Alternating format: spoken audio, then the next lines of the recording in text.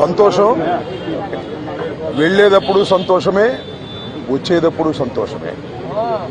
ఎందుకంటే 18 రోజుల పాటు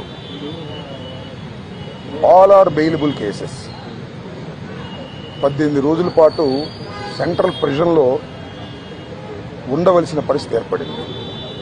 దీనికి కారణం ఈ ప్రభుత్వం, పోలీసులు కుమ్మక్కై చేసినటువంటి సంఘటనలు. నేను చాలా వివరంగా గుంటూరు వెళ్ళిన తర్వాత మళ్ళా మాట్లాడతాను. నేను అందరికీ ఈ సందర్భంగా నా ధన్యవాదాలు తెలియజేస్తున్నాను. నాకు ఎవరైతే సపోర్ట్ చేశారో ఈ సంఘటనలో, ఎవరైతే మద్దతు పలికారో వారందరికీ నా హృదయపూర్వక ధన్యవాదాలు.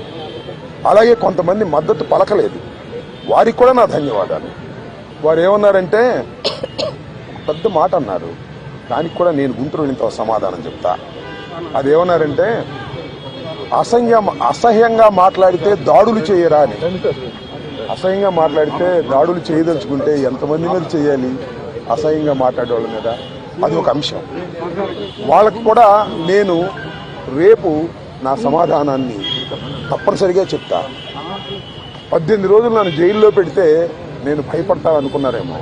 భయపడే ప్రశ్న ఈ అంబటి రాంబాబుకు ఉద్భవించదని మనవి చేస్తున్నా.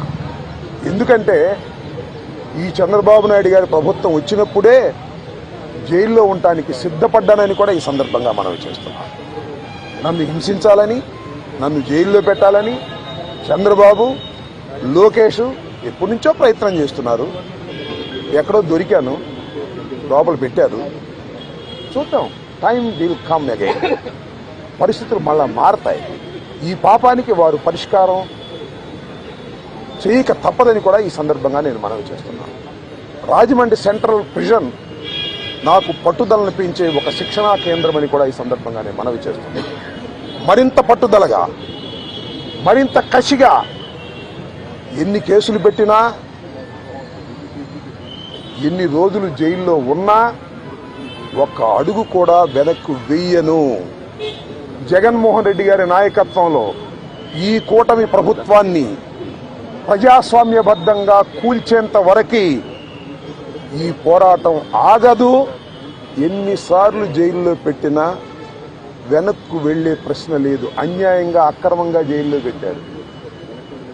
నా ఇల్లు దహనం చేయడానికి ప్రయత్నం చేశారు, నా కార్లు బగలగొట్టారు, నా ఆఫీస్ బగలగొట్టారు, నా పెళ్ళాం బిడ్డల్ని తరిమి కొట్టారు, నన్ను చంపడానికి ప్రయత్నం చేశారు, తీసుకొచ్చి జైల్లో పెట్టారు. ఏమైంది?